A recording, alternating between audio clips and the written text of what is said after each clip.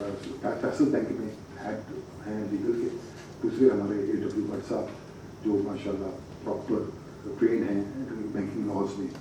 और ये जैसे कि आपको पता ही है कि हमारे जो मेरे अंडर जो है 200 प्रोग्राम्स कंप्लीट हुए हैं और हाई कोर्ट में मेरे 400 लीगल ट्रेनिंग्स के प्रोग्राम्स कंप्लीट हो गए, जिस पर वाले सदर में मुझे सदर साहब ने 6 जून 2023 को अवार्ड से भी नवाजा है। तो आज जो हमारा मेन मकसद तो हमेशा की तरह होता है कि हम बैंकिंग लॉस को देखें, समझें और इनमें जो जो इम्पोर्टेंट चीज़ें हैं वो हमें पता लगे। इसमें हम क्वेश्चंस आंसर का प्रॉपर आपको टाइम देंगे ताकि आपके नॉलेज में इजाफा हो। और साथ साथ आपको पता ही है कि 23 तारीख को हम यहाँ कंपनी इनकॉर्पोरेशन पे फंक्शन करा रहे हैं और 7 तारीख को साइबर क्राइम पे, और ये लगातार एक्टिविटीज़ चल रही हैं। और इसके बाद हम इंशाल्लाह पंजाब बार काउंसिल में जो हमारी ट्रेनिंग सेंटर सेशंस हैं वो हम इसके बाद इंशाल्लाह छुट्टियों में हम पंजाब बार काउंसिल में, और जैसे कि लाहौर बार एसोसिएशन में भी मेरे पास लीगल एजुकेशन है और मुझे तकरीबन 15 साल और हाई कोर्ट में बार में लीगल एजुकेशन में चेयरमैन के तौर पर काम करने का मौका मिला। तो हम चाहेंगे कि जो भी हमारे प्रोग्राम्स हों उसमें लर्निंग प्रॉपर हो, उसमें हम कोशिश करेंगे कि आप लोगों को जो आप इनकम टैक्स लिटिगेशन की तरफ ला रहे हैं उसमें प्रॉपर ऑनलाइन फाइलिंग होती है, उसमें प्रॉपर ऑनलाइन फाइलिंग होती है, वो भी हम आपको सिखाएंगे कि कैसे ऑनलाइन आप फाइल करते हैं कोई अपील कमिश्नर इनकम टैक्स के पास। उसके बाद आपने जज स्टे के लिए भी एप्लीकेशन ऑनलाइन फाइल करनी है। उसके बाद हियरिंग लगेगी 2 दिन बाद और वहाँ जाकर आपने आर्गू करना है और ये केस जब हियरिंग पे लग जाएगा एक दो बहस करनी है और आपका डिसीजन आ जाता है। यानी इतना शॉर्टकट है टैक्स की प्रैक्टिस। तो उस पर भी हम कोशिश करेंगे लोग जो सिविल में ज़्यादा प्रैक्टिस कर रहे हैं, फौजदारी की प्रैक्टिस कर रहे हैं, तो उनको हम इस साइड पे भी लाएं ताकि वो एक अच्छी फील्ड है, अच्छी गुंजाइश है उसमें।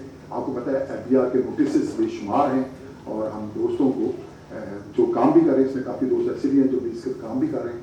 हम कोशिश करते हैं कंपनी ऑनलाइन आप घर बैठे अपने लैपटॉप पे बैठे और तकरीबन कुछ घंटों में आप एक प्राइवेट लिमिटेड कंपनी जो है वो रजिस्टर करवा लेते हैं, उसके फॉर्म्स फिल कर लेते हैं, उनकी कॉपी अटेस्टेड आपकी ईमेल पे आ जाती है। तो ऐसा काम जो IT से वाबस्ता है, जैसे आपको पता है कि शनाख्ती कार्ड अगर आपने अपना बनाना है डुप्लीकेट या रिन्यूअल, तो आप घर बैठे एंट्री करते हैं और TCS के जरिए आपको आ जाती है। और जो प्रॉब्लम होती है ना कि कैमरे की अच्छी तस्वीर नहीं है, जो ज़्यादातर ख्वातीन को कुछ शिकायत होती है, तो आप अपनी मर्जी की स्टूडियो से तस्वीर खिंचवा के इसे लगा लेते हैं। इस तरीके से जो काम प्रॉपर्टी टैक्स NOC के लिए आपको प्रॉपर्टी टैक्स के दफ्तरों में जाने की जरूरत नहीं, वरना आपको पहले फाइल करना पड़ता है।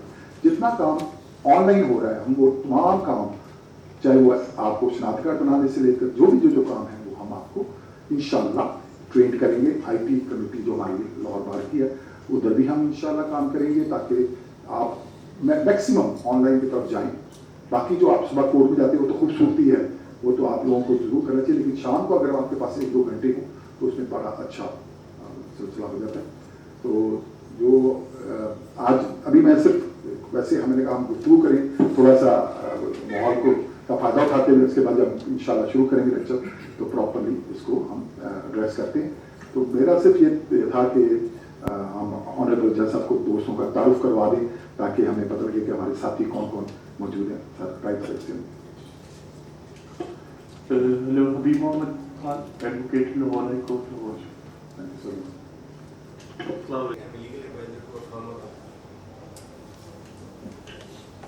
मोहम्मद बिन मुस्लिम एडवोकेट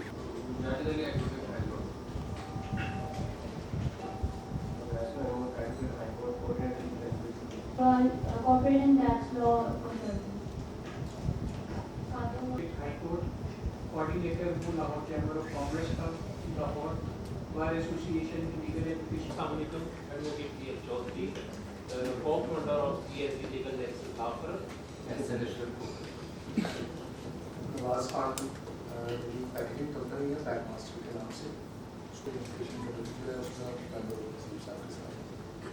अस्सलामुअलैकुम, मेरा नाम सदर फतूल है। मैं सेमिनार लीगल एजुकेशन कमेटी में कोऑर्डिनेटर हूँ और इस वक्त लाहौर में जो सर की कमेटी है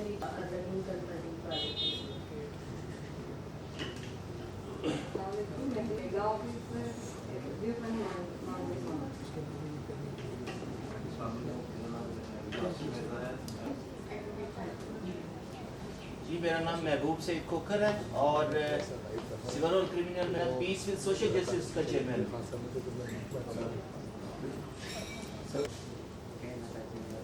आगे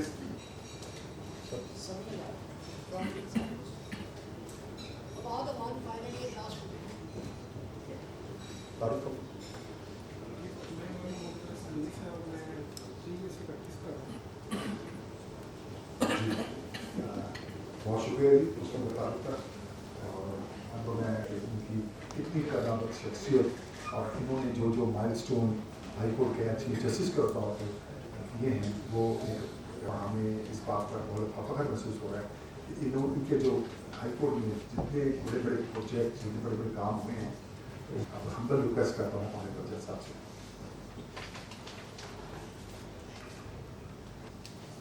मुकम्मल जो है वो मोहम्मद कासिम खान है।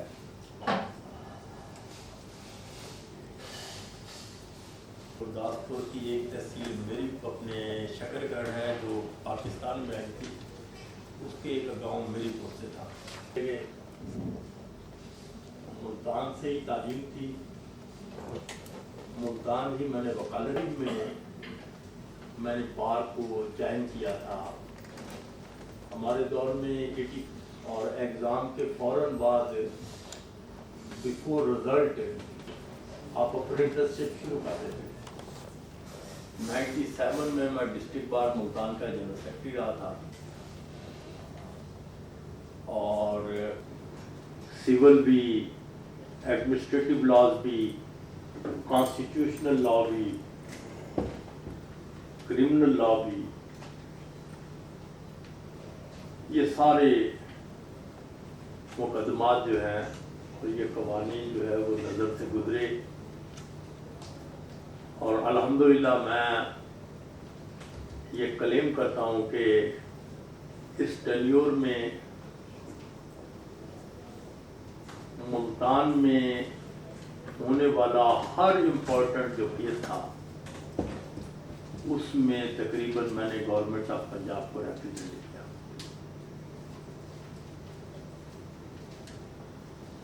उसके बाद बहुत थोड़ी सी मुद्दत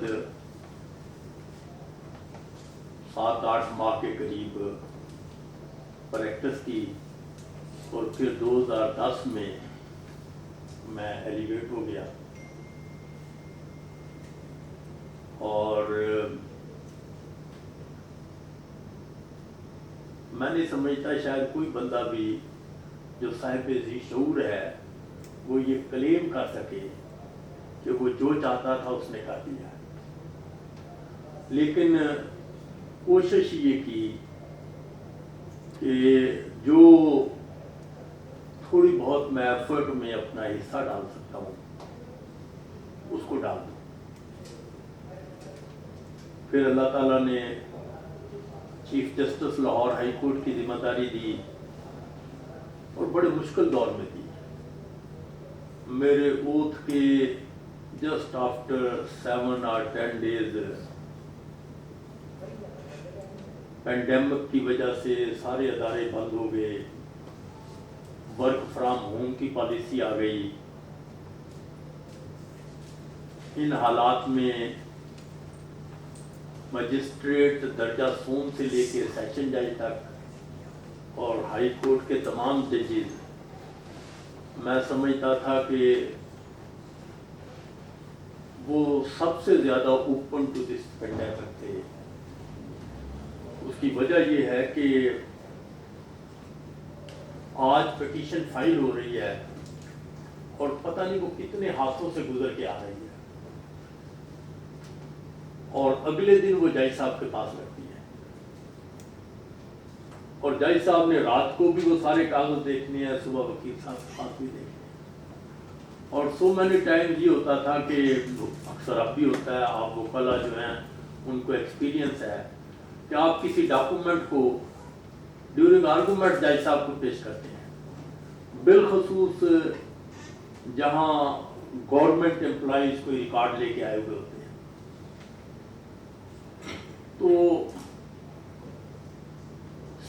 سینس میں اگر لیگل پروسیجر کو اڈاپٹ کیا جائے تو that document should must be filed with an application in the office, and then case will be fixed on the next day. Notice will be issued to the other party, and after hearing the parties, the court will allow to brought that document on the file.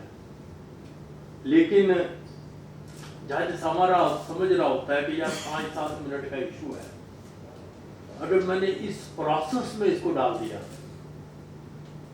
تو یہ تو 2-3 مہینے اور لگ جائیں گے. اب وہ اس ڈاکومنٹ کو لیتا ہے، دوسرے کونسل سے پوچھتا ہے جی آپ کیا کہتے ہیں، اور اس کو کنسیڈر کر لیتا ہے. اب وہ ڈاکومنٹ جو آ رہا ہے پتہ نہیں کہاں سے ہاتھوں سے گزر کے آ رہا ہے. وہ بڑا مشکل امر تھا، مشکل حالات تھے. الحمدللہ اللہ تعالیٰ نے وزڈم دیا اور ہم نے ان مشکل حالات میں یہ فیصلہ کیا کہ نہیں، یہ عدالتیں جو ہے نا یہ کھلی رہیں گی. لوگوں کے بہت امپورٹنٹ میٹرز ہوتے ہیں، کسی نے اسٹے لینا ہے، اس کی پراپرٹی پہ کوئی قبضہ کرنے والا ہو گیا، اس نے تو یہ انتظار نہیں کرنا کہ پینڈیمک ختم ہو جائے گا تو میں قبضہ کروں گا، عدالتیں کھل جائیں. تو اگر اس ایشو کو دیکھنے کے لیے اس کا اسٹے کا میٹر بنتا ہے یا نہیں بنتا، جج ہی اویلیبل نہ ہو. اور پھر ہائی کورٹ میں میرا ویو یہ تھا کہ یہ اگر آپ ہائی کورٹ بند کرتے ہیں تو ہم کانسٹیٹیوشن کے ایک چیپٹر کو ابنڈنٹ کر دیتے ہیں. تو وی ہیو ٹو ورک، جو انسانی کاوش ہو سکتی ہے احتیاط کی، ان کو کرتے ہوئے دنیا میں یہ تاثر نہیں دینا چاہیے. آلدو دنیا کے کچھ ملکوں میں مور دین 90% جوڈیشل آفیسر جو ہے، ناٹ آل دی کنٹری لیکن سم کنٹری، وہ انہوں نے کام نہیں کیا، لیکن ہم وہ کام کرتے رہے. اپنی طرف سے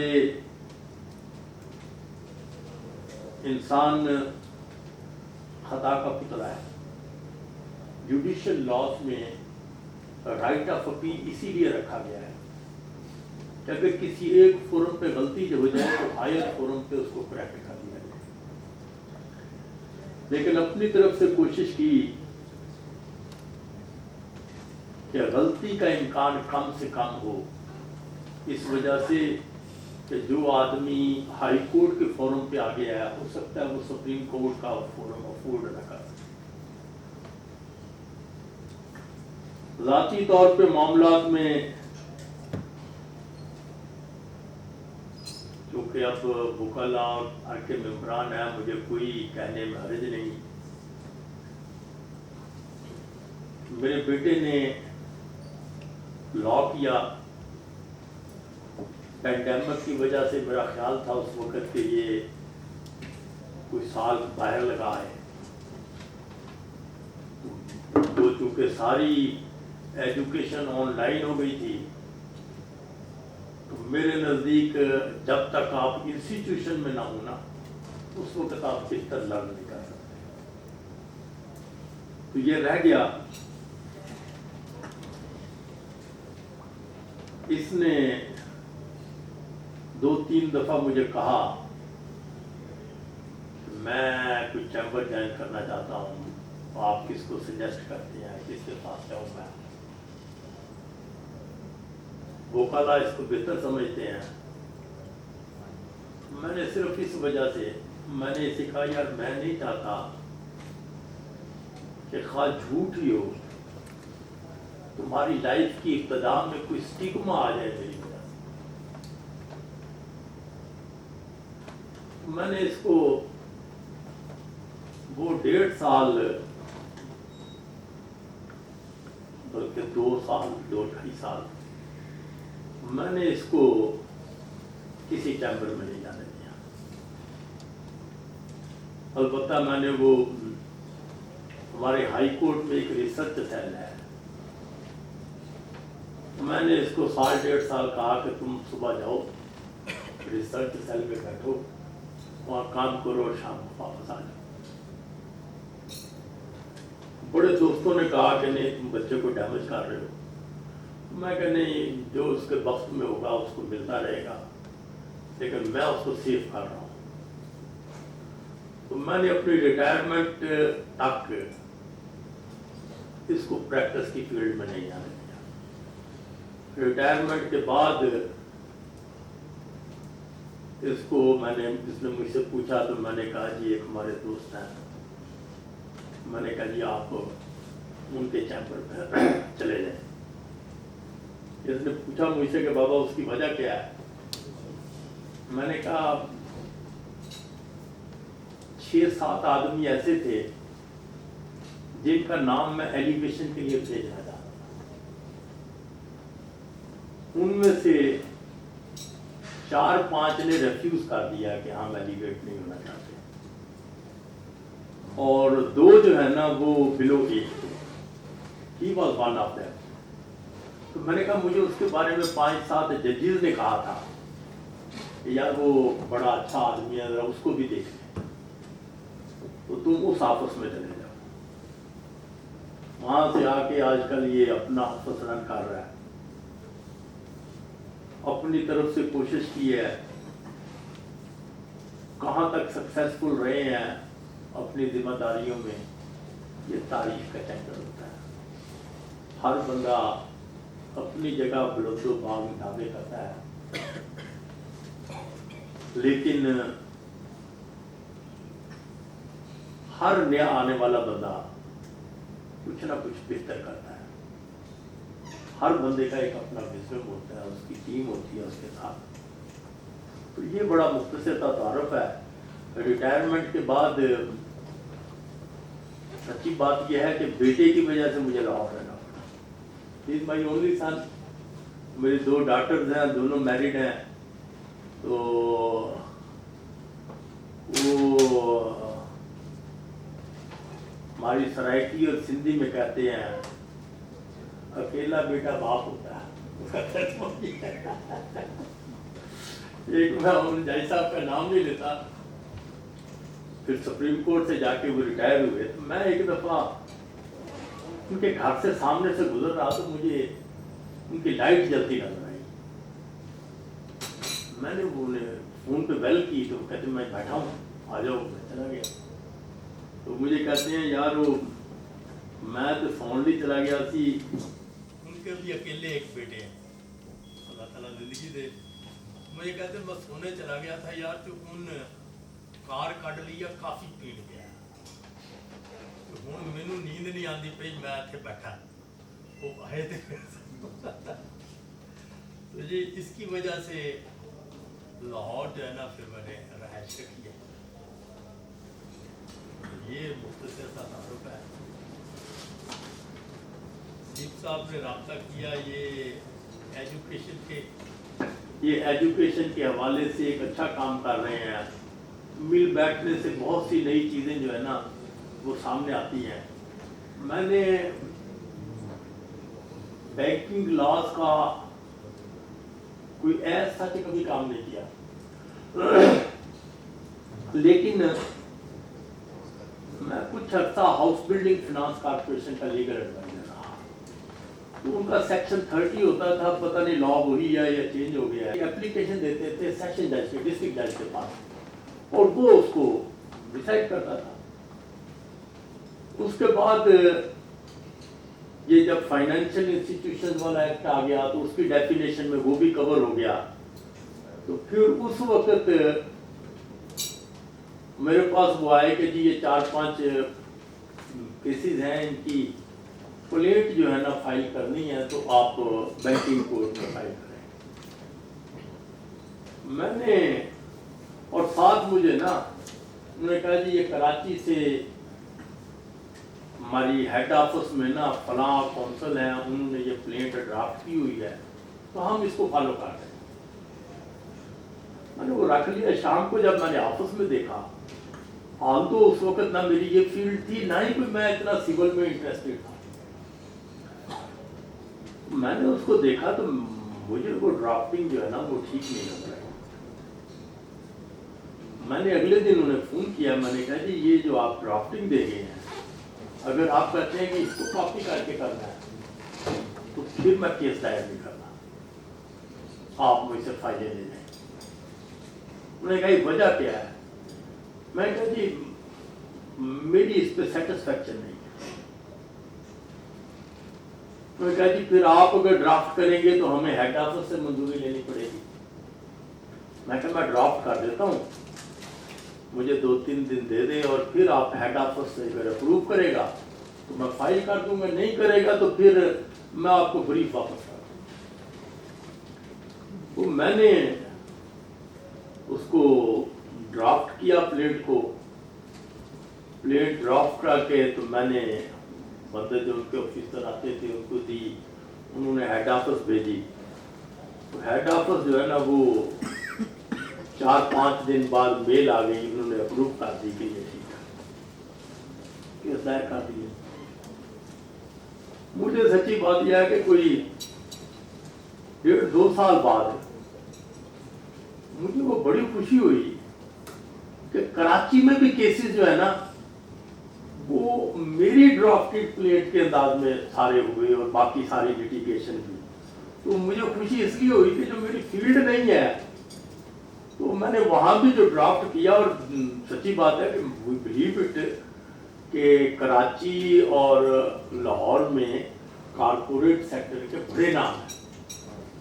تو مجھے اس وجہ سے بڑی خوشی ہوئی کہ یار میری ڈرافٹڈ جو پلیٹ ہے اس کو وہاں بھی اب ایکسیپٹ کیا گیا. تو اتنا کہ میرا جو ہے نا ایف آئی اے لا سے تعلق تھا, یا اپنے فائنینشیل انسٹیٹیوشنز کے حوالے سے تعلق تھا, یا میری 2 بڑی, میں ان کو سگنیفیکنٹ ججمنٹ کہتا تھا. اب تو میں اپنے وہ اپنے فائنینشیل انسٹیٹیوشن کے اب تو اسی طرح نیب میں امینڈمنٹ ہو گئی. پرانا غالباً سیکشن 38 تھا, اگر میری میموری کام کرتی ہے, میں بھی میں رانگ ہوں, جس میں یہ تھا کہ اگر بینکنگ لونز کے حوالے سے کوئی نیب میں ایشو جاتا ہے تو پھر اسٹیٹ بینک کے سے پرمیشن لینی ہے, اسٹیٹ بینک کو اپلیکیشن دے کے 30D. اب پتہ نہیں وہ ایگزسٹ کر رہا ہے موجودہ تبدیلی کے بعد, کیونکہ 25 میں اب انہوں نے کچھ کر دیا ہے کہ اریسٹ کرنے کے بعد بھی انویسٹیگیشن کے دوران وہ پرمیشن لے سکتے ہیں, اور یہ سارا کچھ اس انداز میں ایڈ کیا ہے. تو اس میں یہ سمجھتا تھا پہلی بات تو یہ کہ یہ لا کے اگینسٹ ہے, جو فائنینشیل انسٹیٹیوشن ایکٹ آپ کا لا ہے یہ اس کے اگینسٹ ہے. وہ اسپیشل لا ہے فار دی فائنینشیل انسٹیٹیوشن. تو جو اسپیشل لا ہے اس کو پریویل کرنا ہے آن ادر لاز. تو میری یہ فیلڈ نہیں تھی, لیکن میں سوچتا تھا کہ یار یہ لیگلی بھی غلط ہے, اور ایک جو بندہ کاروبار کر رہا ہے نا, یہ ہمارے ایک عادت پڑ گئی ہے کہ سول لیٹیگیشن ہے اس کو کرمنل میں کنورٹ کرنا ہے, بندہ پھڑا لو, جیل سے بھیج دو, خود ہی تذلیل کرا دو. تو یہ ایک کنسیپٹ سوسائٹی میں بن گیا. میں سمجھتا تھا کہ اس کنسیپٹ کو بزنس کمیونٹی میں ڈیولپ کرنا درست نہیں ہے, انٹل اینڈ انلیس اگر اسٹیٹ بینک کی اتھارٹی جو ہے وہ سمجھے کہ نہیں یہ واقعی اس نوعیت کا کیس ہے کہ اس کو کرمنل سائٹ پہ لے کے جانا چاہیے. تو اس میں بیل میں میری سب سے پہلی ججمنٹ تھی. میرے پاس کوئی 2-3 ہفتے کے لیے نیب جو ہے نا اس کا بینچ میں نے ہیڈ کیا. میں نے اس دوران وہ ججمنٹ دی کہ یہ جو ہے نا بیل گرانٹ کی اسی حوالے سے کہ گورنر اسٹیٹ بینک اور اسٹیٹ بینک اتھارٹی سے پرمیشن جو ہے وہ نہیں دی گئی. اور دوسرے نمبر پر میں نے 489F کو مس یوز کیا جا رہا تھا लोन लेते वक्त मैं ज़ाती तौर पे समझता हूँ कि बैंक अथॉरिटीज प्रॉपर्टीज मार्गेज करती हैं, बाकी सब काम करती हैं, अपने अंदाज में मुकम्मल सिक्योर करती हैं। तो फिर ये प्रैक्टिस जो है ना अगेंस्ट दी विजडम, कम से कम मुझे नहीं समझ आती कि आप ब्लैंक चेक्स पे दस्तखत करा लें या मंथली इंस्टॉलमेंट हर माह की जनवरी फरवरी मार्च अप्रैल वो सारे जो है ना अपने वो फिल करके और चेक पे दस्तखत करा के रखें। बिजनेस में कहीं हो सकता है कि आपके पास 10 दिन अमाउंट कहीं से किसी ने पे कर दिया, वो लेट आया आपके पास, उस पे 489F के पर्चे होते थे, होते वो बैंक लोन थे। मैंने बड़ी मेरे जहन में था, मैंने कहीं पढ़ा पूरा, तो मैंने कहा यार ये भी लॉ के अगेंस्ट हो रहा है। इस वजह से कि लॉ जो है ना ये स्पेशल लॉ है, और स्पेशल लॉ जो है ना ये प्राइवेट कंप्लेंट प्रोवाइड करता है। तो जब लॉ इटसेल्फ उस चीज़ों को रेगुलेट करता है अपने अंदाज में, तो उसको बाईपास करना स्पेशल लॉ को, ये दुरुस्त इक़दाम नहीं है। तो मैंने फिर इसके ऊपर भी जजमेंट दी, और ये दोनों जजमेंट्स बाद में बहुत सारे ब्रदर जजेस और दूसरी जगहों पे जो है ना इसको फॉलो किया गया। मेरा आपके फाइनेंशियल इंस्टीट्यूशन के हवाले से इतना का कंट्रीब्यूशन है। Thank you.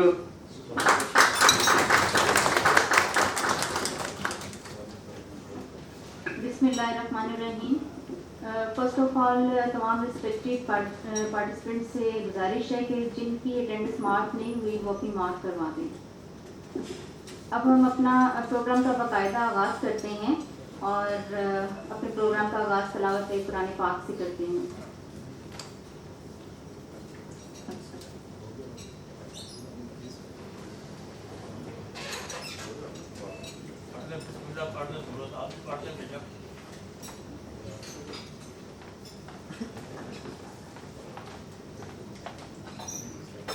भी काम करते हैं, बहुत बड़े बड़े नाम थे, के एम सुंदानी साहब, जस्टिस जामन मिर्जा साहब, जस्टिस बलकीब साहब, जस्टिस NSH कुरैशी साहब और जस्टिस आकिल मिर्जा साहब। और एक हमारे साथ रिटायर्ड इनकम टैक्स लॉयर जो कि हमारी प्लीडिंग्स और हमारी ओपिनियंस को वेट करते हैं। 2003 से लेके 2008 तक मैंने वहीं काम किया। मीनवाइल मैंने अपना गवर्नमेंट ऑफ पाकिस्तान के साथ मैं as a law officer engage हो गया, मैं वो भी अपना काम करता रहा। और मैंने बहुत से फाइनेंशियल इंस्टीट्यूशन जिनमें specially HBL, Faisal bank, ZTBL और औकाफ डिपार्टमेंट के साथ भी काम किया, और गवर्नमेंट ऑफ पंजाब का भी कुछ काम किया।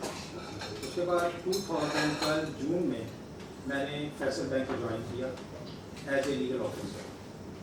और अल्लाह के शुक्र से बड़ा करम अल्लाह ताला की ज़ात का वालिदैन की दुआएं कि इस साल मैं परफॉर्मेंस बेस पे मैंने कोई 3-4 अपनी प्रमोशंस ली, और अभी रिसेंटली मैं सीनियर वाइस प्रेसिडेंट के पौधे पे मैंने अभी तरक्की हासिल की। उसमें बैंकिंग लॉ से रिलेटेड, क्योंकि मैं उनको सारी ओपिनियंस भी देता हूँ, मैं उनकी जो ड्राफ्टिंग है वो भी बैटिंग करता हूँ सारी।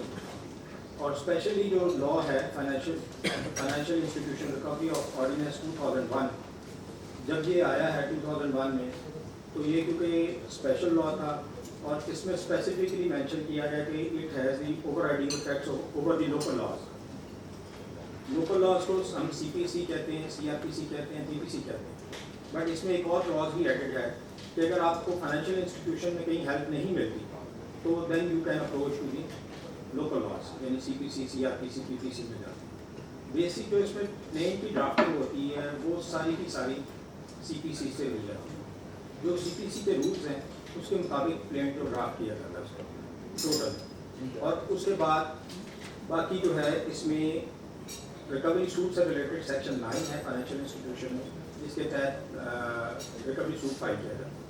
सेक्शन 10 में रिक्वायरमेंट्स दी गई हैं जो कि कस्टमर ने जवाब फाइल करना है, और सेक्शन 10 से ही रिलेटेड उसमें एक जो हमारी सिविल प्रोसीडिंग्स में आता है वहाँ जवाब नहीं आता। बहुत कम केसेस में होता है जिसे हम जवाब कहते हैं या रेप्लिकेशन कहते हैं। तो सेक्शन 10 में ही वो एक क्लॉज है जिसमें बैंक ने इसी का रेप्लिकेशन फाइल करना दोबारा, वो इंस्टीट्यूशन लेवल पे बैंकिंग कोर्ट के सामने एक, अब तो हमारी एक जो पिक्यूलर ज्यूरिसडिक्शन है वो एनहांस हो गई है। एक लिमिट होती है कि आपको बैंकिंग कोर्ट में रिकवरी सूट फाइल करना है कोर्ट जज बैंकिंग कोर्ट, और एक लिमिट आती है, एक लिमिट तो उससे एनहांस कर दें, मसलन फॉर एग्जांपल 100 मिलियन है, तो then you have to approach to the high court. In original jurisdiction एक सिंगल जज जो है वो उसको एज ए बैंकिंग जज के तौर पर काम करता है, वहाँ रिकवरी सूट फाइल किया जाता है। वो रिकवरी सूट जो है वो अकॉर्डिंग टू लॉ जो इसमें FIO में ले डाउन किया गया है, रिकवरी सूट के बाद एक PL आती है, petition for leave to appear and defend the suit, वो फाइल की जाती है। उसके बाद सेकेंडली फिर एप्लीकेशन आता है और फिर उसको उसके आर्गूमेंट्स के बाद उसको डिसाइड किया जाता है। इसमें दो प्रोसीजर होते हैं। बेसिकली फर्स्ट प्रोसीजर ये होता है कि लॉ के मुताबिक विद इन 4 मंथ जज साहब ने उसको डिसाइड करना होता है, जो बेसिक लॉ मेंशन है FIO में 4 महीने के अंदर अंदर होना होता है। बट उसमें एडजस्टमेंट की क्लॉज जो हमारी CPC की या in the interest of justice आ जाती है, वो जजेस कुछ इस ट्रैक पे चले जाते हैं, वो उसको 2, 4, 6 एडजस्टमेंट दे के वो साल भी लग जाता है, 2 साल भी लग जाते हैं। बट मोस्टली जजेस हमारे जो बैंकिंग के हैं, स्पेशली हाई कोर्ट में जो ओरिजिनल ज्यूरिसडिक्शन में, उनकी कोशिश होती है कि विद इन 4 मंथ्स जो है या डिस्पोज ऑफ डिग्री हो या इसमें लीव ग्रांट हो। इसको पैरेलल अगर लेते हैं तो क्योंकि हमारा CPC में ऑर्डर 38 जो है वो ऑर्डर 37 जो है वो नेगोशिएबल इंस्ट्रूमेंट से रिकवरी सूट का प्रोसीजर है, जो कि डायरेक्टली जिसकी ज्यूरिसडिक्शन बनती है वो एडिशनल सेशन जज, वहाँ रिकवरी सूट फाइल किया जाता है। तो उसमें लीव टू कॉन्टेस्ट आती है जिसका जवाब अपने विद इन 10 डेज देना होता है। This is the parallel banking एक किस्म की जो फाइनेंशियल इंस्टीट्यूशन की जो हमारी रिकवरी का चल रहा है, उसको इसके पैरेलल उधर जहाँ वहाँ जाकर देखा जाता है। अच्छा, इसमें एक मैं इंपॉर्टेंट चीज़ जो आपको बताना चाहता हूँ, जो सबसे पहले हम इसको स्टार्ट कर लेते हैं कि फाइनेंसेस जो अवेल करते हैं कस्टमर्स, उससे हम एक छोटा सा स्टेप ले लेते हैं कि जो हमारे दोस्त, जो बिजनेसमैन दोस्त अहबाब है या कोई एक आम आदमी लेमैन है, उसको कोई किसी क्रेडिट कार्ड की ज़रूरत पड़ जाती है या किसी को पर्सनल लोन की थोड़े पैसों की ज़रूरत होती है कोई छोटा काम करने के लिए, उसने अपनी शॉप चलानी है, उसने कोई अपना बिजनेस छोटा सा रन करना है, तो वो पर्सनल लोन में चला जाता है या उसे रनिंग फाइनेंस कहा जाता है। तीसरी इसकी किस्म रनिंग फाइनेंस।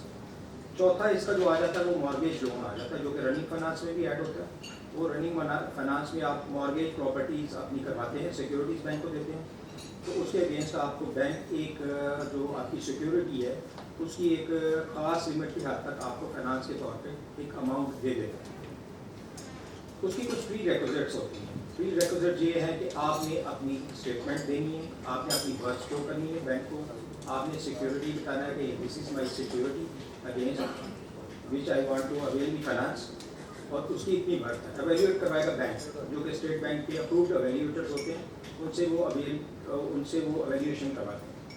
उसके बाद बैंक डिटरमिन करता है कि ये अमाउंट, कितनी अमाउंट हम आपको दे सकते हैं। नॉर्मल और रूटीन प्रैक्टिस में कोई डिफेक्ट नहीं होता, कोई डेफिशिएंसी नहीं होती, और नॉर्मली जो कस्टमर्स और बिजनेसमैन हैं उनका मेन जो होता है कॉन्सेप्ट कि हमने अवेल करना है for the enhancement of their business to for the growth of their business, basic उनका ये आइडिया होता है।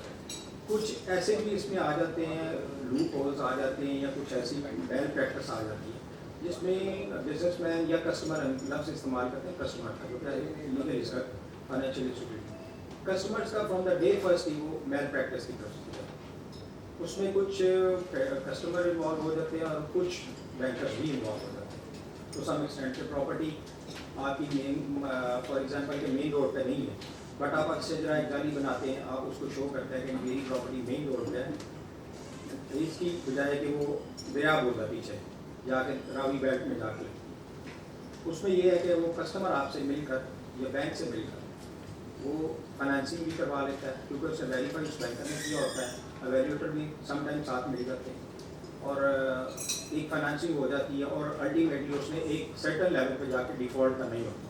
कुछ फ्रॉम द डे फर्स्ट कर देते हैं, फर्स्ट सेकंड इंस्टॉलमेंट से, मोस्टली जो है वो जाके पहले 6 महीने साल 2 साल निकाल के फिर डिफ़ॉल्ट करते हैं। उसके लिए बैंक रिकवरी सूट में चला जाता है और अगर उनको इनमें आ जाए कि ये प्रॉपर्टी गलत है, नॉर्मली जो प्रैक्टिस यही है कि जब डिग्री हो जाता है और एग्जीक्यूशन स्टेज पे जाते हैं और ऑप्शन के लिए जाते हैं या वैल्यूएशन के लिए जाते हैं, तो उस स्टेज पे जाकर पता चलता है कि ये प्रॉपर्टी गलत है, ये प्रॉपर्टी जो फेक दे दी गई है, जो एक्चुअल प्रॉपर्टी है वो ये नहीं है। तो उसके लिए section 20 of financial institution of recovery ordinance जो है उसमें क्लॉज है सेक्शन 20, उसके अंडर जाके वो criminal complaint before the same court करते हैं, बिफोर द सेम ट्रायल। पहले होता था कि वो अलहदा से दूसरी कोर्ट्स किसी में भी कर सकते थे, बट जब से जजमेंट आई है 2016 SCMR 1218 हमारे चीफ जस्टिस ऑफ पाकिस्तान थे मियां साकिब निसार साहब, उन्होंने ये जजमेंट दी। उन्होंने कहा था कि अगर किसी किस्म की कोई आ जाती है, लूप होल आता है या कोई ऐसा क्रिमिनल एक्ट होता है, तो कस्टमर और bank should approach to the banking court, relevant banking court. तो ये तो एक जनरल प्रोसेस है। हमारी नॉर्मली जो ऑप्शंस होती हैं या रिकवरीज होती हैं इसमें, वो थ्रू ऑप्शंस होती हैं या आउट ऑफ कोर्ट होती हैं। इसके 2 प्रोसेस हैं, ये 2 किस्म की इसकी रिकवरीज के मेथड होते हैं। जो रिकवरीज थ्रू ऑप्शन होती हैं उसमें जो सक्सेस रेशियो है वो ऑलमोस्ट आउट ऑफ 100 10% है। जो नेगोशिएशंस हैं या जो हम प्रोसेस ऑफ PGs इन्वोक करवाते हैं, पर्सनल गारंटी जो वारंट ऑफ अरेस्ट इशू करवाते हैं, उसकी रेशो ज़्यादा है as compare to public offer, और उसमें नेगोशिएशन ज़्यादा आ जाती हैं, आउट ऑफ कोर्ट सेटलमेंट्स आ जाती हैं। और नॉर्मली यही होता है कि जब ये यहाँ से डिग्री होता है कस्टमर अपील के लिए सेक्शन 22 ऑफ FIO वो चला जाता है अपील में, फर्स्ट रेगुलर फर्स्ट अपील जिसे हम RFA कहते हैं। वहाँ से उसका अगर डिसाइड होता है तो वो उसके लिए सुप्रीम कोर्ट चला जाता है, CPLA फाइल कर देता है, एक्सेप्ट हो एडमिट हो, दैट इज अनदर थिंग। और अगर एग्जीक्यूशन में कोई ऐसा ऑप्शन का ऑर्डर या कोई वैल्यूएशन के ऑर्डर के खिलाफ जाता है बैंकिंग कोर्ट, तो वो EFA फाइल करते हैं, एग्जीक्यूशन फर्स्ट अपील। वो भी नॉर्मली जो है DB के सामने लगती है, हमारा divisional bank of high court उसे सुनता है। हमारा नॉर्मली प्रोसेस यही होता है। अब रिसेंटली ये हुआ है कि बैंक्स ने अपने आप को कन्वर्ट किया है in Islamic financing. Faysal bank ने स्टार्ट किया from the 1 January 2023 as Islamic. हमारे यहाँ 2 किस्म की अभी बैंकिंग हो रही है, एक कन्वेंशनल है, एक है इस्लामिक। इस्लामिक को कन्वर्ट तो उन्होंने किया है, this is a very good thing, क्योंकि इसमें पहले वाली जो कन्वेंशनल बैंकिंग है, कन्वेंशनल फाइनेंसिंग है, उसमें जो कस्टमर है वो 100% सिक्योर होता है, उसकी इंश्योरेंस होती थी, जो उसको दिया जाता था उसका फ्लैश स्टॉक होता था या कोई भी चीज़ दी जाती। इस्लामिक फाइनेंसिंग में इक्वल शेयर होता है। इसमें अगर लॉस बैंक का हो रहा है तो साथ कस्टमर का भी हो रहा है। आपने चाहे गाड़ी ली है, चाहे आपने कोई फ्लैश स्टॉक लिया, अगर वो जल जाता है या उसको आग लग जाती है तो उसमें इक्वली शेयर होता है दोनों का। और जैसे जैसे आप पेमेंट्स करते जाते हैं बीइंग ए कस्टमर, आपका शेयर बढ़ता जाता है, रिस्क भी आपका बढ़ता जाता है, बैंक का शेयर कम होता जाता है। At the end of the day वो टोटल रिस्क जो है वो कस्टमर की तरफ चला जाता है। ये इस्लामिक बैंक है और ये बेसिक इस्लामिक का कॉन्सेप्ट जो है वो है भी ये। अदरवाइज जो इस्लामिक पॉइंट ऑफ व्यू से सूद है वो तो आपकी डायरेक्ट जंग है, अल्लाह ताला से जहाद आपने वो करनी है आपने। तो अगर मेरा ख्याल है कि मेरे पास तो और वर्ड्स नहीं, अगर किसी दोस्त का क्वेश्चन हो तो I am available. Thank you so much. अब हमारे नेक्स्ट गेस्ट हैं आमिर वकील भट्ट, एडवोकेट सुप्रीम कोर्ट, जो कि डिफरेंट फाइनेंशियल इंस्टीट्यूशंस को प्रेजेंट भी कर रहे हैं। LDA के legal Commission of the Honorable Chief Justice and all the reverence at my command. आज का जो टॉपिक है बेसिकली वो बड़ा जर्नलाइज्ड है and the topic runs like this: awareness session on requirements and responsibilities for availing bank loans and bank litigation. So before I touch the topic, मैं slightly आपको अपना introduction दे देता हूँ. I'm an advocate Supreme Court.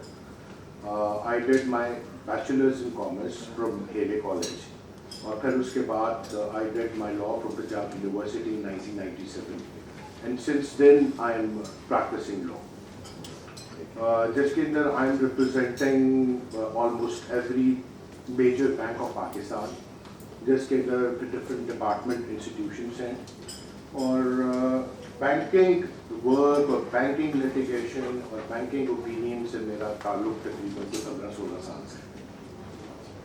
So coming to the topic,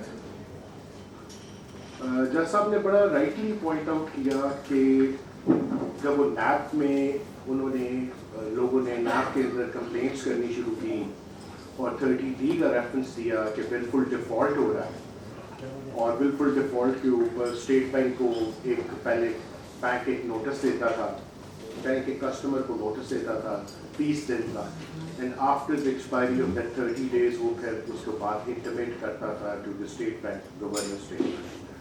governor state bank अपने तय customer को notice issue करता था, और उसके बाद जहाँ पे गवर्नर स्टेट बैंक जो है इज ऑफ द ओपिनियन कि there is a wilful default, तो उसके अंदर वो पावर सिर्फ गवर्नर स्टेट बैंक के पास थी कि वो प्रोसीडिंग्स जो है वो इनिशिएट कर सकता था, वो आगे नैब अथॉरिटीज़ को लिख सकता था, और यहाँ से वो क्रिमिनल लॉ जो है that used to set it to motion. Parallel 489F का जिक्र किया गया, ऑफ कोर्स यहाँ पर 489F जब इंट्रोड्यूस हुआ हमारे PPC के अंदर, तो उसके अंदर चेक की जो डिसऑनरिंग है कि आपने कमिटमेंट की कि मैंने ये चेक इशू किया है and on its due date वो चेक जो है वो ऑनर हो जाएगा, तो अगर वो नहीं होता ऑनर तो उस सूरत में 489F PPC में इंट्रोड्यूस हुआ, ताकि फाइनेंशियल ऑब्लिगेशंस जो financial obligations intercede the parties to a contract वो इन्फोर्स हो सके। That was basically a cognizable offence, जिस पे FIR लॉ जो होती थी और एक प्रोसेस होता था। जैसा आपने बड़ा राइटली पॉइंट आउट किया कि FIR 2001 के होते हुए ये जो अमेंडमेंट PPC में आई, और जो कि नैब के अंदर ऑलरेडी एक प्रोसेस चल रहा था रिगार्डिंग विलफुल डिफॉल्ट, ये इसकी ज़रूरत नहीं थी क्योंकि there was a special law. जब हम स्पेशल लॉ की बात करते हैं तो हमें कुछ अंडरस्टैंड ये करना पड़ता है कि स्पेशल लॉ आता क्यों है। Special law on a special subject आता है, special law on a special class आता है। स्पेशल लॉ मीन्स कि एक लेजिस्लेचर ने ना सिर्फ एक स्पेशल सब्जेक्ट आइडेंटिफाई किया बल्कि एक स्पेशल क्लास भी आइडेंटिफाई किया, और उसके लिए एक special forum law substantive and procedure introduce कराया थ्रू लेजिस्लेशन। जिस तरह अभी रेफरेंस दिया गया CPC का ओरिजिनल प्रोसेस का, कि ऑलरेडी CPC में हमारी CPC इज 1908 और उसके अंदर ऑर्डर 37 वाज ऑलरेडी देयर। तो ऑर्डर 37 भी मोर और लेस प्रोसीजर इसी तरह का बताता है कि आपने एक दावा फाइल किया और उसके बाद उसमें leave to appear and defend I, that is to be filed within 10 days, और फिर if the court comes to the conclusion कोई substantial question of law and fact is not arised, तो उस सूरत के अंदर वो और आउटराइटली डिग्री कर देती है, या फिर अगर वो समझती है उसके अंदर कुछ सिक्योरिटी एडिशनल ले लेती है और उसके इश्यूज फ्रेम कर लेती है, और अगर इश्यूज फ्रेम हो जाते हैं तो एक ऑर्डिनरी ट्रायल बनता है। So in presence of order 37 in the CPC ये स्पेशल लॉ आया। इसका मतलब ये है कि ऑलरेडी जो procedure in CPC was given that was not catering the requirement. And what was the requirement? Requirement समझने के लिए हमें पहले बैंक के रोल को समझना है कि बैंक का रोल क्या है, बैंकिंग बिजनेस क्या है। Banking business is defined in companies ordinance 1962, और बैंकिंग बिजनेस स्पेसिफिकली वो होता है जो कि इनवाइट कर सकता है डिपॉजिट्स को। इधर आपको बहुत से ऐसे फाइनेंशियल इंस्टीट्यूशंस भी मिलेंगे। देखिए FIU is a financial institution law, there is a difference between a bank and a financial institution. Financial institution is a wider term, जिसके अंदर बैंक भी नहीं, उसके अंदर NBFICs भी है, उसमें मुदारबा कंपनीज भी है, ठीक है, उसमें लीजिंग कंपनीज भी है, जिस तरह से लीजिंग हो गई, बहुत सारी इस तरह की लीजिंग कंपनीज. सो वो बैंक्स, वो कंपनीज जो कि इनवाइट कर सकती हैं deposit from the public at large, that is in fact a banking business. तो वो तो बैंक है, लेकिन बहुत सारी जो लीजिंग कंपनीज हैं, जो मुदारबा कंपनीज हैं, जो फाइनेंशियल इंस्टीट्यूशंस दूसरे हैं, वो डिपॉजिट्स नहीं इनवाइट करते. आप उधर जाके अपना current account, saving account, profit and loss account नहीं खोल सकते, लेकिन वो आपको फाइनेंसिंग देते हैं, ठीक है. तो वो एक डिफरेंट है, वो इनफैक्ट बैंक नहीं है, ठीक है. फाइनेंशियल इंस्टीट्यूशन जो आया 2001, इसके अंदर जो सब्जेक्ट था, जो सिक्योर नहीं हो रहा था, जिसमें रिक्वायर्ड रिजल्ट्स नहीं आ रहे थे, और ये था क्या था, ये बेसिकली बैंक का रोल या financial institution, I am using the word financial institution, okay, इसमें ये सारे आते हैं. इनका रोल ये है कि आपको ये फाइनेंस देते हैं ताकि आप बड़े वेंचर्स अंडरटेक कर सकें, जो कि एक आम बंदा, एक छोटा बिजनेसमैन या इवन एक बड़ा बिजनेसमैन, वो उस तरह से उस वेंचर को नहीं अंडरटेक कर सकता. तो they provide you the finance, जिसके अंदर आप बेहतर वेंचर्स अंडरटेक कर सकते हैं, एक्सपेंशन कर सकते हैं, हॉरिजॉन्टल ग्रोथ कर सकते हैं, वर्टिकल ग्रोथ कर सकते हैं.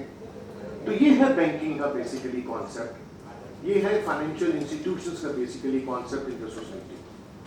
तो जब, और ये कॉन्सेप्ट जो है और ये जो फैसिलिटी है, that is basically the mid rib of economy. अगर ये कोलैप्स करेगा तो आपकी इकोनॉमी कोलैप्स करेगी, क्योंकि ऑब्वियसली जब आप एक बंदे ने बिजनेस वेंचर अंडरटेक करना है और उसके पास उतने फाइनेंसेस नहीं है, go to the financial institutions, वो फाइनेंसेस अरेंज करेगा वहां से. वो जब वो फाइनेंसेस अरेंज करेगा तो वो एक सेटअप लगाएगा, वो सेटअप लगाएगा, उससे एम्प्लॉयमेंट जनरेट हो, एक मनी क्रिएशन, उससे बकायदा एक एक्टिविटी इन द इकोनॉमी आएगी. तो ये कॉन्सेप्ट था जिसके अंदर देखा जा रहा था कि ऑलरेडी सीपीसी के अंदर ऑर्डर 37 के अंदर ये रिक्वायरमेंट्स केटर नहीं हो रही थी. वो रिक्वायरमेंट क्या थी कि speedy recovery for the financial institution, whatever it has extended to the customer, it is returned in time. So that is why time to time different special laws आए, जिसके अंदर obviously कस्टमर के rights को भी secure किया गया और bank को भी उस पोजीशन में रखा गया कि जहां पर उसकी जल्दी रिकवरी इंश्योर हो सके इन केस अगर डिफॉल्ट हो गया. तो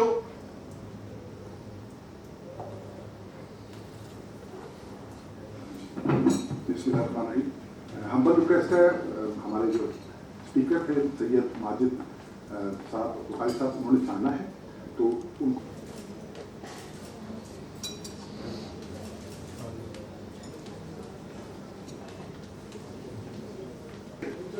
बहुत इंटरेस्टिंग है, लेकिन मुझे बता दीजिए कि मेरे पास टाइम कितना है ताकि सिर्फ मोटी मोटी बात है. जी बिल्कुल जी, जज साहब से बिल्कुल. तो to ensure speedy recovery to the financial institutions and at the same time to ensure speedy recovery to the financial institutions and at the same time customer के rights भी secure करते हुए time to time different legislation. तो Order 37 के बाद जो पहली legislation हुई, that is Banking Companies Recovery of Loans Ordinance 1978, और फिर उसके बाद Banking Companies Recovery of Loans Ordinance 1979. इन दोनों के अंदर बकायदा स्पेशल कोर्ट्स बनाए गए to deal with this matter. और फिर कुछ अरसे के बाद इनको ख्याल ये आया कि शायद स्पेशल कोर्ट्स भी केटर नहीं कर रही, let's go for a special tribunal. तो बैंकिंग ट्रिब्यूनल ऑर्डिनेंस 1984 आया, जिसके अंदर ऑफ कोर्स स्पेशल ट्रिब्यूनल्स बनाए. और फिर उसके बाद banking companies recovery of loans, advances, credits and finance ordinance 1997 आया. और फिर इसका एक्ट आया, banking companies recovery of loans, advances, credits and finance act 1997. जब ये आया तो इसने पीछे तमाम जो एक्ट्स थे उनको फारिग किया, और इसके अंदर, इस एक्ट के अंदर बाकायदा बैंकिंग कोड सिस्टम हुआ, और इसको फाइनली रिप्लेस किया जो कि इस वक्त इन वोग है legislation, that is financial institutions recovery of finance ordinance 2001. ये इस वक्त इन वोग.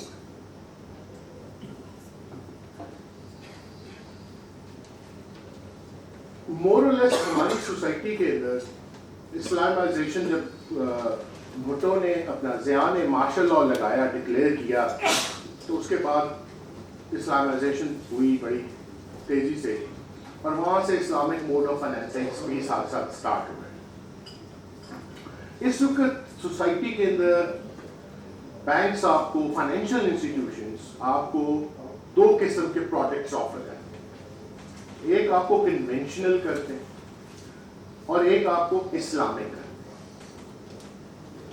कन्वेंशनल के अंदर बाय एंड लार्ज अगर आप इनको डिवाइड करें तो कन्वेंशनल बेसिकली दो किस्म के, एक है शॉर्ट टर्म लोन, एक है लॉन्ग टर्म लोन. आप सब लोगों को ये समझना लाजमी है कि शॉर्ट टर्म लोन में हमेशा जो मार्कअप है, I am using the word markup, क्योंकि जब सर्कुलर 32 आया स्टेट बैंक ने दिया तो उसके बाद इंटरेस्ट का वर्ड खत्म हो गया, और इन्होंने इसको ट्रीट इस तरह से किया कि इंटरेस्ट मींस रिबा, और आप पैसे के अगेंस्ट पैसा नहीं ले सकते. 100 रुपए के अगेंस्ट आप 110 नहीं ले सकते. इन्होंने कहा कि आप इसको अंडरलाइन कोई एसेट बनाए. वो अंडरलाइन एसेट जो चीज थी वो बेसिकली आपकी वहां से बनी sale price and purchase price. Sale price of a good which you are selling to the customer, let's say it's 100 rupees, and the purchase price which is also called the marked up price, that is 110 rupees which the customer is going to buy back from you. तो ये एक underlying asset create हुआ circular 32 के बाद,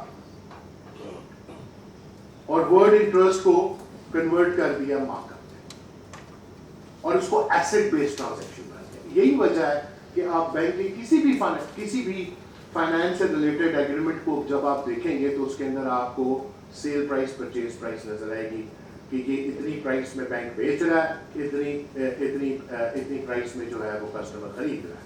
जो customer खरीद रहा है that is the purchase price, the markup price, और जो कस्टमर दे रहा है, जो बैंक दे रहा है, that is the sale price. ठीक है जी. So coming back to that कि short term and long term, short term and long term के साथ एक और पैरेलल एक चीज है, funded and non funded. Funded वो चीज है जो आपने, बैंक ने ऑलरेडी आपके लिए मुख्तस कर दी है.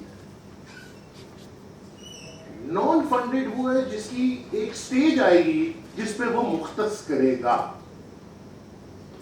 For instance short term facility में आए, आप रनिंग फाइनेंस की बात कर सकते हैं, आप कैश फाइनेंस हाइपो की बात कर सकते हैं, आप कैश फाइनेंस प्लेज की बात कर सकते हैं. एक्सपोर्ट से रिलेटेड अगर बात करें तो उसमें फिर आगे एक और बाइफरकेशन आती है, pre shipment facility and post shipment facility. तो नॉन फंडेड फैसिलिटी क्या है? Non funded facility is like LG, letter of guarantee, performance guarantee. जिस वक्त वो इन्वोक होगी उस वक्त वो फंडेड में कन्वर्ट होगी. जब तक वो फंडेड में कन्वर्ट नहीं होगी बैंक उसके ऊपर कुछ चार्ज नहीं कर सकता. وہ آپ نے لے کے رکھی ہوئی ہے, وہ اپنی سروسز چارج کر لیں گے, وہ کمیشن آپ سے 0.01%, 0.02% لے لیں گے, ایک کمیشن چارج کریں گے, لیکن وہ آپ سے پیسے نہیں چارج کر سکتے مارکیٹ, کیونکہ وہ نان فنڈ ہے. یہ بھی ہو سکتا ہے آپ نے 10 سال کو بینک گارنٹی دے کے فیسلٹی رکھی ہوئی, کبھی کال ہی نہیں ہوئی. اگر وہ کال نہیں ہوتی تو ایکچولی وہ آپ کو اس پہ کچھ نہیں دینا. اس کے ساتھ میں شارٹ ٹرم کی بات کر رہا تھا. ایکسپورٹ کے اندر دیکھیں تو ایکسپورٹ کے اندر اگر شارٹ ٹرم میں دیکھیں تو آپ کی pre shipment facilities and post shipment facilities. Pre shipment facilities وہ فیسلٹیز ہیں جس کے لیے آپ نے, فار انسٹنس آپ ایکسپورٹر ہیں, آپ کے پاس آرڈر آ گیا, آپ کہتے ہیں میں نے یہ آرڈر پریپیئر کرنا ہے, مجھے اس کے لیے پیکنگ کریڈٹ چاہیے.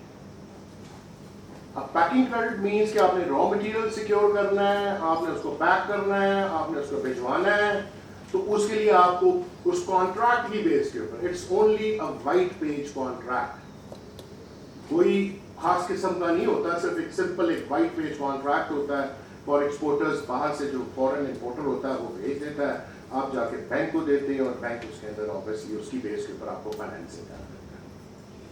یہ آپ کی پری شپمنٹ فائنینسنگ. موسٹلی یہ جو پری شپمنٹ فائنینسنگ ایکسپورٹرز کو کی جاتی ہے 180 دنوں کی جاتی ہے.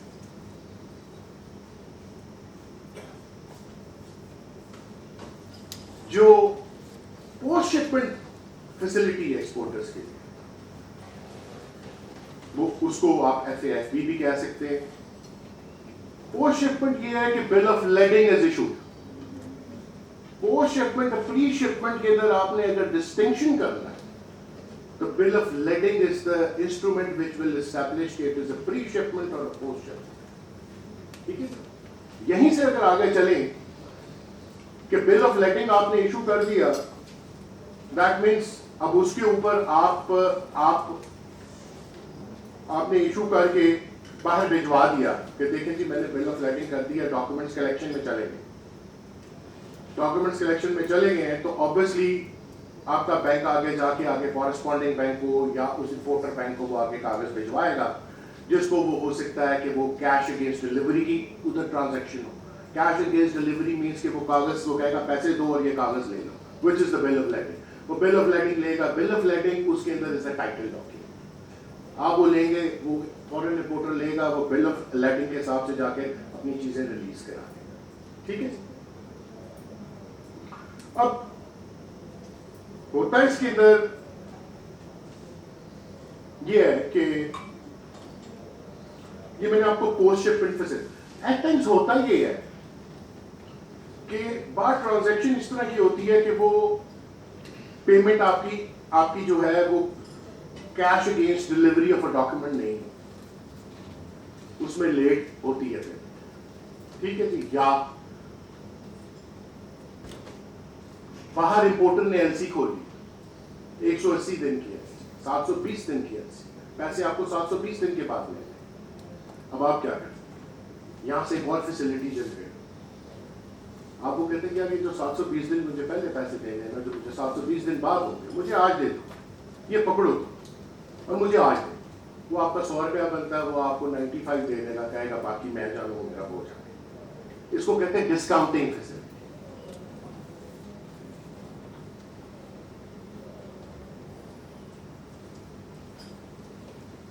لانگ ٹرم فیسلٹی کے اندر مطلب اگر میں اس کو شروع ہو جاؤں گا ایک ایک فیسلٹی کو تو یہ تو پورا ایک ایک گھنٹہ ایک ایک فیسلٹی دلا جائے.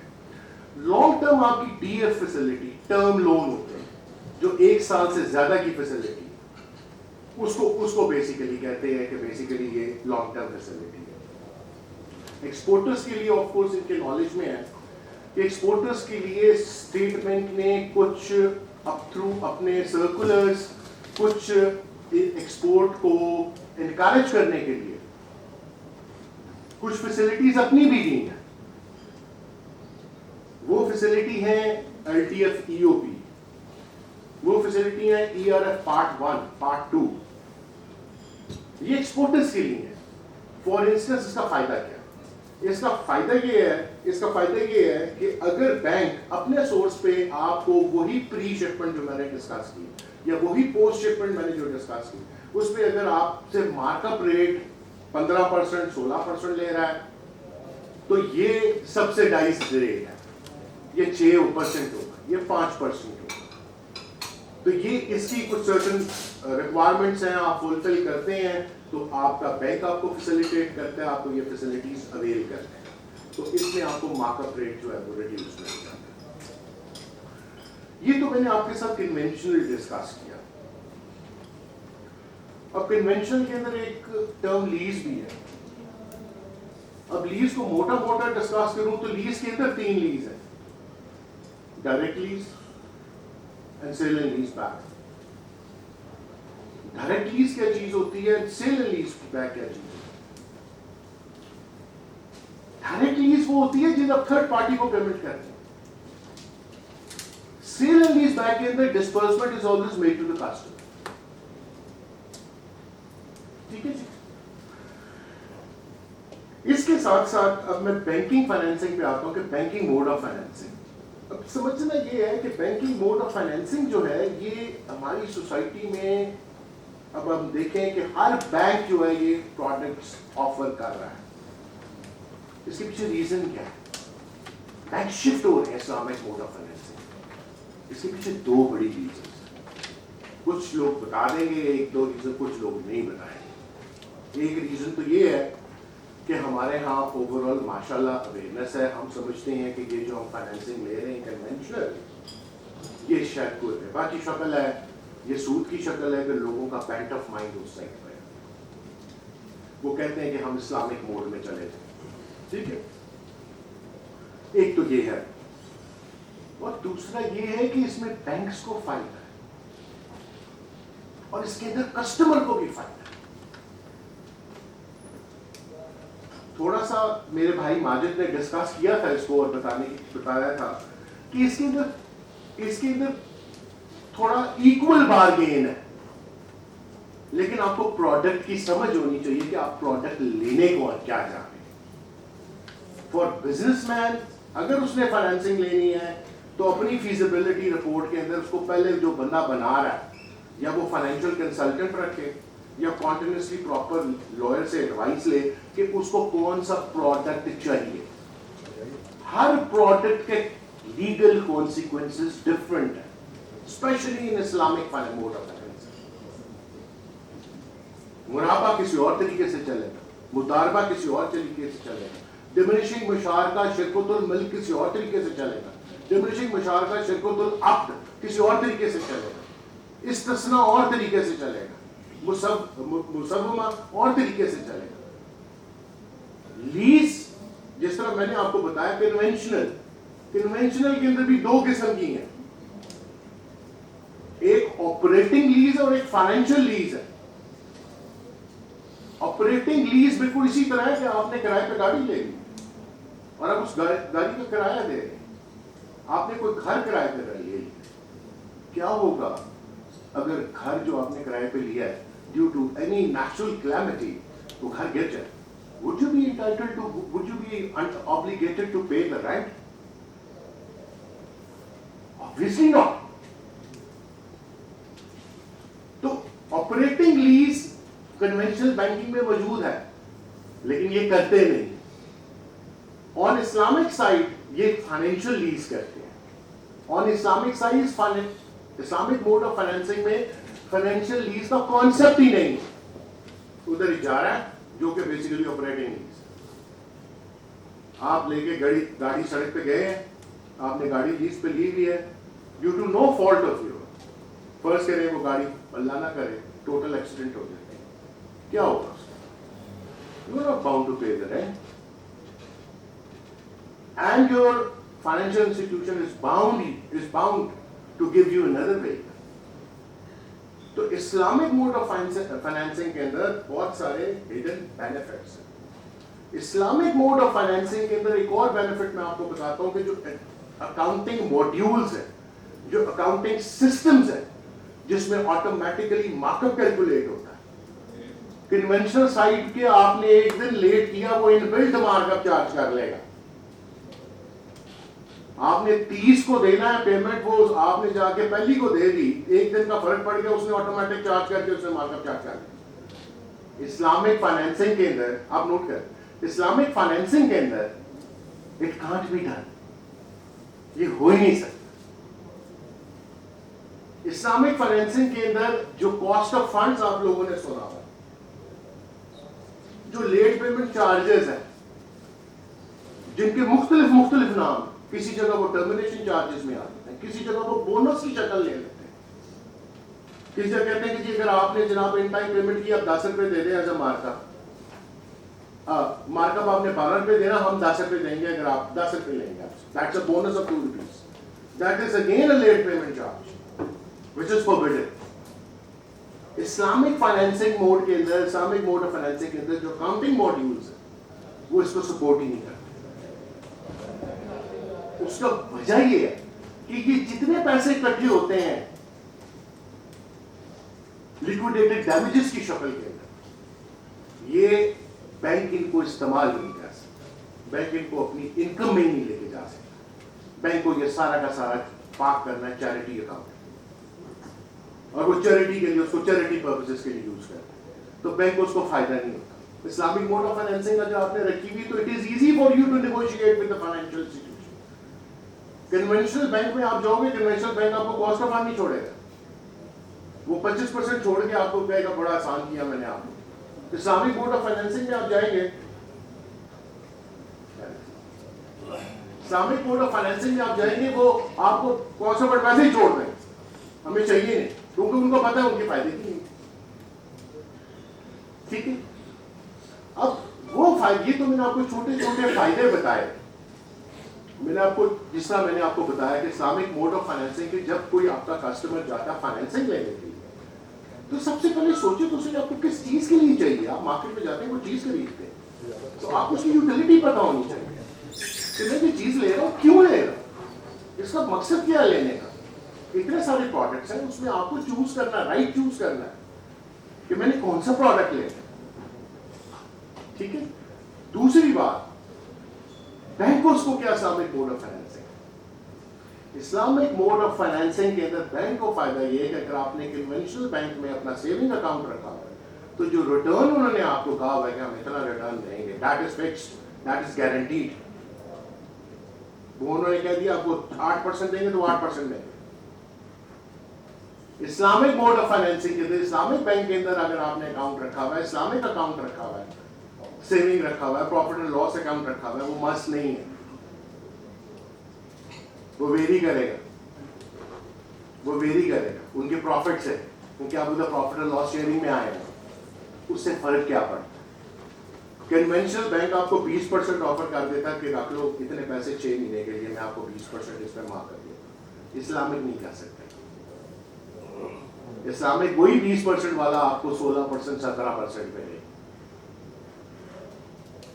ٹھیک ہے. اب ہوگا کیا, اسلامک بینکنگ کی, جو اسلامک بینک ہے, جو اسلامک موڈ میں گیا ہوا ہے, وہ پیسے جو دے رہا ہے وہ ڈپازٹس کے پیسے ہیں. تو ایک کنونشنل بینک کو وہ 20% پہ پڑتا ہے پیسہ, اور اسلامک بینک والوں کو 15 یا 16% پہ پڑ رہا ہے, تو 4% کا تو یہاں پہ فرق پڑ گیا. ان کی کاسٹ کم ہے, اس لیے بینک بھی جاتے ہیں اس سائڈ اسلامک موڈ کے, کیونکہ ادھر پروفٹ اینڈ لاس, خدا نہ خاصا بینک ڈوب گیا, کدھر جائیں گے آپ کے پیسے.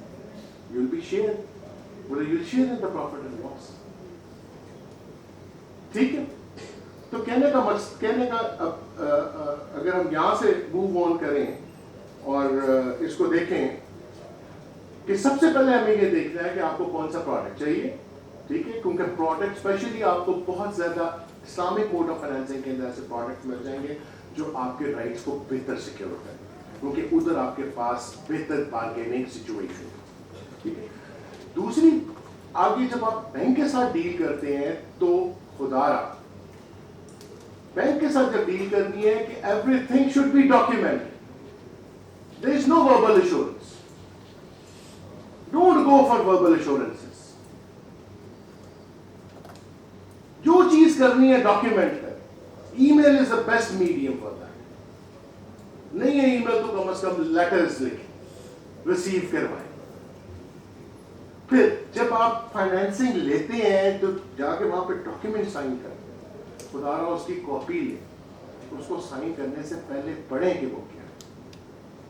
آپ جس وقت پیسوں کی ضرورت ہوتی ہے آنکھیں بند کرتے ہیں اور جناب پھر جا آنکھیں بند کر کے سائن کر کے انگوٹھے لگا کے آ جاتے ہیں, پھر بعد میں کہتے ہیں جناب یہ کیا ہو گیا. آپ کو یہ پتا ہونا چاہیے کہ کچھ لا نے آپ کو فیورز دے دی, کچھ لا نے آپ کے رائٹس کو سیکیور کر دی. وہ کیا ہے؟ Bank cannot charge markup beyond contractual period. آپ کا سال کا کانٹریکٹ ہے, سال تک چارج کر سکتا, سال سے اوپر نہیں جا سکتا until it is renewed. Bank cannot charge markup over markup. Markup over markup کیا ہے؟ اس کی پریکٹیکل ایگزامپل کیا ہوگی؟ اس کی پریکٹیکل ایگزامپل یہ ہوگی کہ آپ کو ایک RF اکاؤنٹ دیا ہے, آپ کو ایک لمٹ دی ہوئی ہے, آپ RF اکاؤنٹ کو یوز کر رہے ہیں, ٹھیک ہے جی. اس کے ساتھ آپ کو ایک DFP دی ہوئی ہے, ڈیمانڈ فائنانس بھی دی. اور ڈیمانڈ فائنانس کے اندر آپ اس کا بھی مارک اپ دے رہے ہیں, وہ مارک اپ RF کو چارج. جب وہ مارک اپ RF سے لے رہا ہے تو ایونچولی RF ریڈیوس ہو رہا ہے, اس کا نیگیٹو بیلنس بڑھ رہا ہے. جب اس کا نیگیٹو بیلنس بڑھ رہا ہے تو اس مارک اپ کے اوپر پھر RF کا مارک اپ بھی کھڑا ہوا ہے. آپ کی فن, آپ کی FATR, اس کی ایڈجسٹمنٹ سے ہو, آپ کی ڈفرنٹ فیسلٹیز کی ایڈجسٹمنٹ لون سے ہو. That is markup over mark. اس کو کمپاؤنڈ مارک اپ. تو آپ ایک تو یہ کہ کاغذ کھلانا پڑے کہ کیا ہے, آپ کو پتہ ہونا چاہیے کہ گارنٹر کیا چیز ہو, آپ کو پتہ ہونا چاہیے کہ پارٹنرشپ کیا چیز ہو, آپ کو پتہ ہونا چاہیے مورگیجر کیا چیز ہو. اگر آپ پارٹنر ہیں اور آپ جا کے فائنینسنگ کر لیتے ہیں اور آپ سلیپنگ پارٹنر ہیں, چاہے آپ جدھر مرضی بیٹھے ہو, اور آپ کا پارٹنرشپ مینڈیٹ الاؤ کرتا ہے, تو بینگ اے پارٹنر آپ کو گارنٹی سائن کرنے کی بھی ضرورت نہیں. You have in limited liability. تو جب تک وہ لون کھڑا رہے گا آپ کی ذمہ داری رہے گی. آپ اس بات پہ خوش نہ ہو کہ میں نے تو گارنٹی کو نہیں سائن کی, میں تو پراپرٹی میں نے سائن کو نہیں, میں تو مارگیج کو ہی نہیں کرایا. اس کا ایک میکنزم ہے اس پروسیس سے نکلنے کا, اس کی ایک پراپر انٹرمیشن ہے. جہاں پہ پارٹنرشپ رجسٹرڈ ہے وہاں پہ بھی انٹرمیشن ہے, بینک کو بھی انٹرمیشن ہے. اور بینک غلطی سے اگر پھر دوبارہ آپ کی انٹرمیشن کے باوجود, سرغرم کرنے کے باوجود پھر جا کے اس کو فائنینسز کو رینیو کر, اس سچویشن میں وہ ایک پروویژن ہے 133 ان دی کانٹریکٹ ایکٹ, اس کو جا کے پھنس آپ کو موقع مل جائے گا. Similarly applies for guarantors. Guarantors کی کنٹینیوئنگ گارنٹی, وہ کنٹینیو کرے گی. آپ نے پہلے 5 سال پہلے گارنٹی دی تھی, تو جناب اب تو یہ اس کے بعد 6 سال کی رینیو ہوتی رہی ہے, 8ویں سال جا کے کیس فائل کرتی ہے. میرا اس کے ساتھ کیا تعلق ہے؟ آپ کو سمجھنا ہے کہ کنٹینیو گارنٹی ہے. آپ نے پہلے سے ہی بفور ہینڈ اس کو لکھ کے دے دیا, پہلے سے ہی اس کو پہلے سے ہی لکھ کے دے دیا کہ وہ کسی بھی ارینجمنٹ میں جا سکتا ہے, رینیو کر سکتا ہے, فریش فیسلٹیاں دے سکتا ہے. آپ پھنسے ہوئے until and unless اس گارنٹی کی کلوز کو پڑھی, اس گارنٹی میں لکھا ہوا کہ unless you intimate them and they return you the original guarantee by cancelling it. تو ایٹ لیسٹ انٹیمیٹ تو کریں if you no more there. اسی طرح آپ کو یہ سمجھنا کہ شیئر ہولڈر کیا ہے.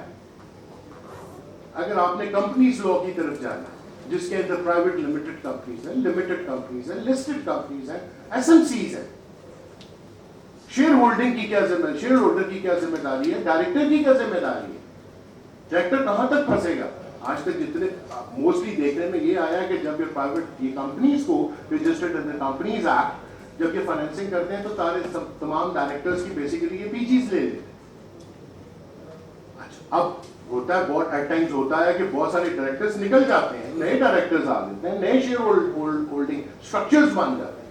اس سچویشن میں how you have to act, اس کا پورا SACP کے اندر پروسیس ہے کہ آپ نے ان کو پہلے آپ کا اپنا بورڈ ریزولوشن ہوگا, ایکسیپٹنس ہوگی, پھر اس کے بعد کمپنی سیکرٹری ادھر SACP کو انٹیمیٹ کرے گا. اس کی انٹیمیشن بھی کافی نہیں ہے, وہاں سے SACP پھر دوبارہ لیٹر لکھے گا, وہ کنفرمیشن لے گا, پھر آپ کو وہاں سے ڈائریکٹرشپ سے نکالے گا, اور پھر آپ کو وہ بینک کو انٹیمیٹ کرنا ہے تاکہ نیکسٹ ٹائم جب اس کا رینوول ہو رہا ہے, نیکسٹ ٹائم اس کو کوئی جو بھی کریڈٹ پیکج دیا جا رہا ہے اس کو بینک کے نالج میں ہو, تاکہ کل آپ ان کو کہہ سکیں کہ میں نے آپ کو ٹائملی انٹیمیٹ کر دیا تھا. Now it is your own risk. You cannot transfer that risk onto my shoulders. So مطلب یہ اس طرح سے بیسیکلی ہے چیزیں इंश्योरेंस एक बहुत बड़ी इंपॉर्टेंट चीज है. हर बैंक के पास एक पैनल होता है इंश्योरेंस कंपनी से. आप लोगों को बजाय कि बैंक को फॉलो करें, आप कहें हमें लिस्ट दें जो आपके पैनल पे इंश्योरेंस कंपनी है, and negotiate with insurance company yourself.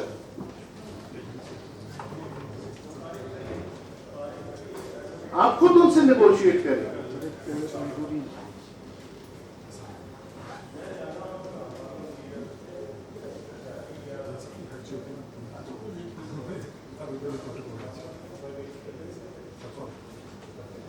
उसमें फायदा क्या हो?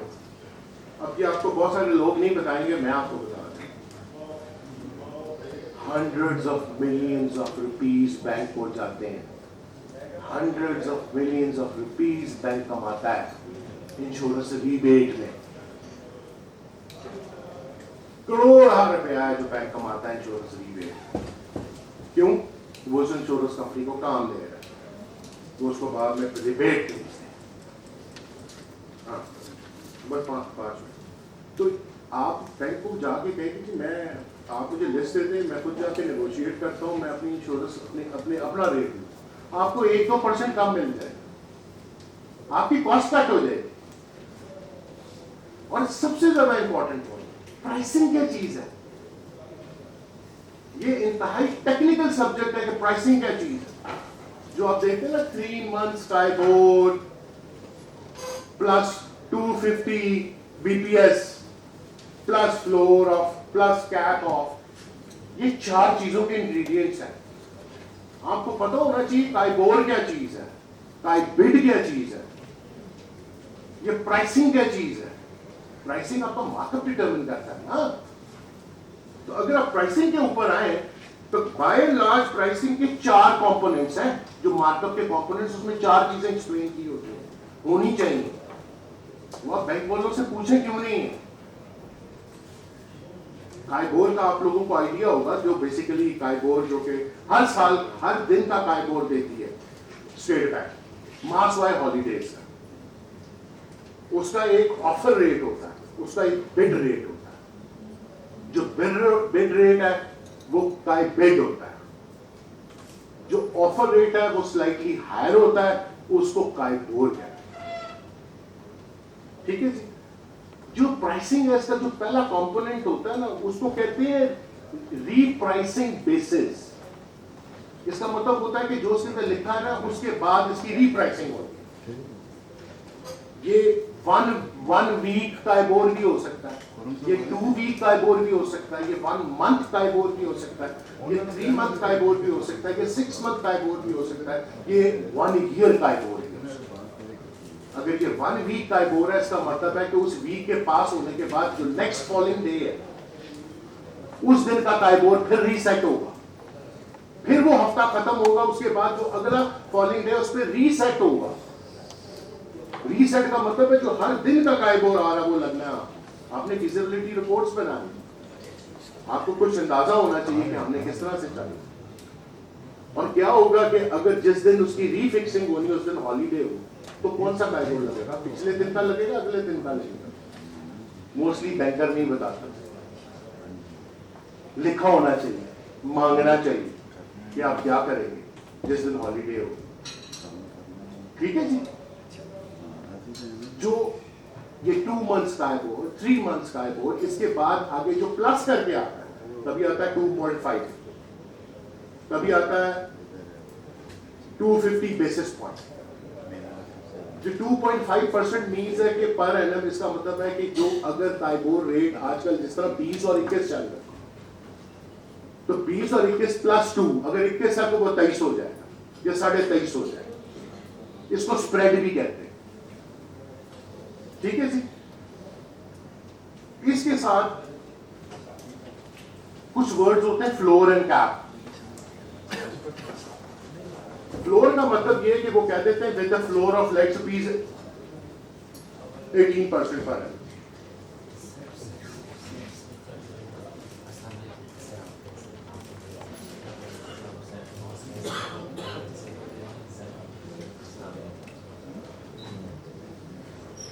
तो फ्लोर मीन्स कि उसको फ्लोर मीन्स कि अगर फ्लोर है तो मतलब है कि इससे नीचे नहीं जाएगा, इससे ऊपर ही लाएगा. इन अदर वर्ड्स काइबोर उसने फ्लोर लिख दिया 18%, काइबोर चला गया 16 पे, लगेगा क्या? 18, 16 नहीं. तो इन टर्म्स को समझें. वो फिक्स हो गया. कैप है, कैप लगा दिया 20%, काइबोर चला गया 25%, तो लगना 20 है. तो यहां से आप जो फ्लोर एंड कैप के थ्रू अपनी फिजिबिलिटी रिपोर्ट बेहतर तरीके से बना सकते हैं. एक बहुत खतरनाक चीज है जो कि कस्टमर्स के लिए बहुत इंपॉर्टेंट है, दैट इज ECIB. ECIB को समझना बहुत इंपॉर्टेंट है. सबसे पहले तो यह समझना लाजमी है कि ECIB जो रिपोर्टिंग होती है बेसिकली ये अंडर स्टेट बैंक सर्कुलर होती है. स्टेट बैंक ने तमाम फाइनेंशियल इंस्टीट्यूशंस को बंद किया हुआ है. अब इसको कंक्लूड करते हैं जी. आप basically to cut the long short, bank के साथ जाने से पहले ये सोच लें कि आपको प्रोडक्ट क्या चाहिए, जो कागज साइन करें उसको प्रॉपर्ली देखें, फाइनेंशियल कंसल्टेंट हायर कर लें मार्केट में जो आपको बेस्ट प्राइस दें. और प्राइसिंग बाहर अगर देखें तो बाहर के मुल्कों में तो वो तो जनाब एक कदम भी नहीं उठाते तो डील से पूछे बगैर. तो बेस्ट ऑप्शन तो ये होती है कि आप वकीला जो उस फील्ड के एक्सपर्ट हैं उनको आप ऑन बोर्ड रखें, उनसे टाइम टू टाइम अपनी कॉरेस्पॉन्डेंस भी वेट करवाएं ताकि ये सारे मसले मसाइल से आप बाद में जो है वो बच सकें, जो बाद में जो ना आप एक्सप्लॉइट हो सकें और वो प्रोडक्ट लें जो बेस्ट प्रोडक्ट है. Thank you. ऑनरेबल हमारे प्रेसिडेंट जनाब काशिफ नवाज साहब का शुक्रगुजार हूँ जो हमारे पास इसका मौजूद हैं. और हमारे आज के चीफ गेस्ट बहुत बड़ी शख्सियत minister justice retired Mohammad Qasim Khan साहब, फॉर्मर चीफ जस्टिस और हाई कोर्ट, जिनसे अभी आपने बातें सुनी, वो मौजूद हैं. हमारे पंजाब बार काउंसिल के साबिक वाइस चेयरमैन जनाब फरहान शहजाद साहब इधर मौजूद हैं. हमारे माशाल्लाह के स्पीकर जनाब आमिर वकील साहब, जिनका आपने भी सुना, और भाई साहब जो हैं बहुत माशाल्लाह नॉलेज रखते हैं टैक्स के हवाले से. अब मैं हम्बल रिक्वेस्ट करूँगा हमारे प्रेसिडेंट ऑनरेबल प्रेसिडेंट जनाब काशिफ नवाज साहब से.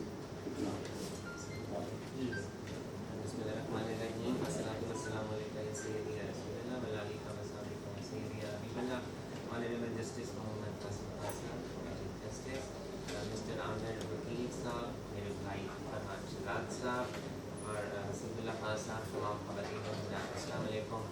बात वही है जो इन्होंने कंक्लूजन में मैं एडवाइज़र के बगैर मैं भी अपने तमाम मेंबर्स को यही कहता हूँ, have a good legal advice. अपनी टैक्स की रिटर्न्स किसी ऐसे से ना सबमिट करवाइए कि आपको बाद में जाके आपकी प्रॉब्लम आए रिटर्निंग में, वेल्थ स्टेटमेंट में. चार्टर्ड अकाउंटेंट को हायर कर लीजिए, पैसे थोड़े से ज़्यादा दे लीजिए ताकि आपको बाद में प्रॉब्लम कोई ना आए.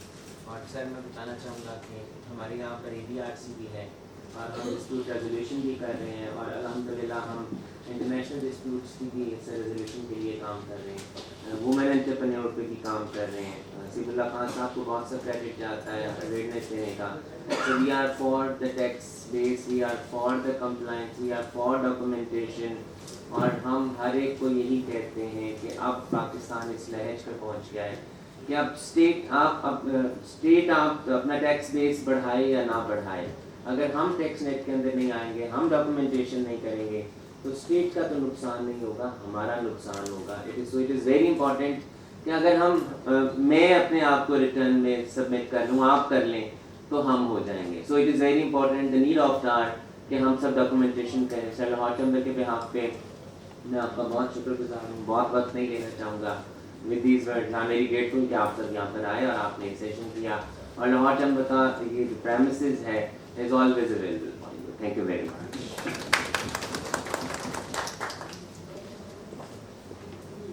रिक्वेस्ट होगी अवार्ड्स के लिए.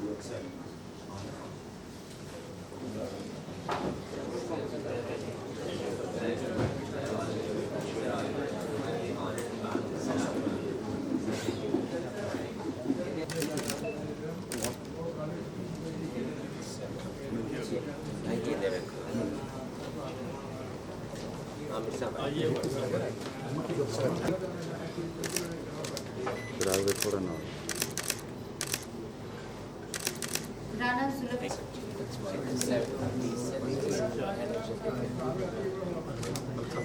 सर सामने देखिए, मलिक अशरफ साहब नहीं है, उनके बेटे लेंगे। सर सामने देखिएगा। राइट से रेडी।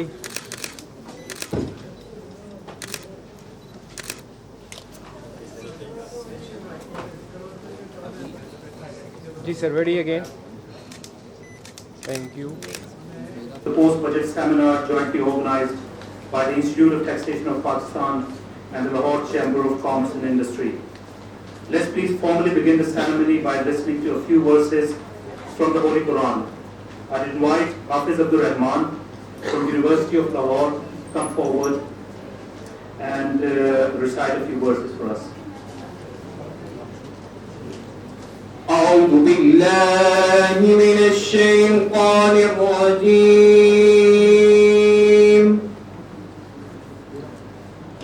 بسم الله الرحمن الرحيم.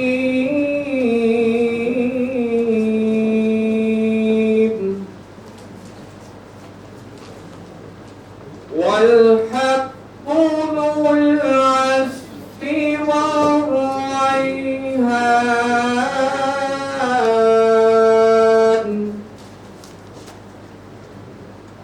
فبأي آلاء ربكما تكذبان.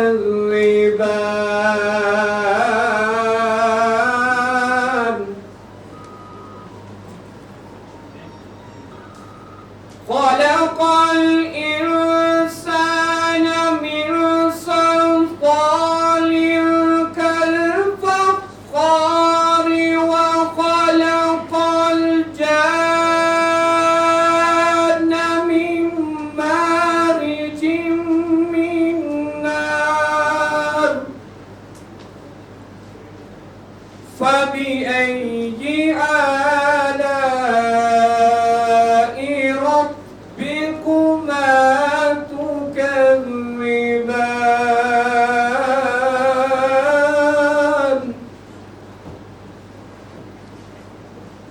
رب المشرقين ورب المغربين. فبأي آلاء ربكما تكذبان.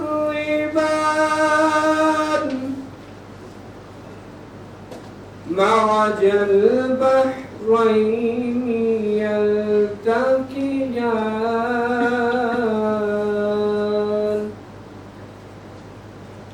بينهما برزخ لا يبغيان.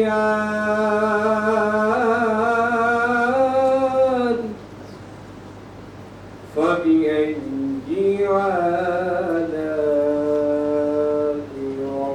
ربكما تكذبان.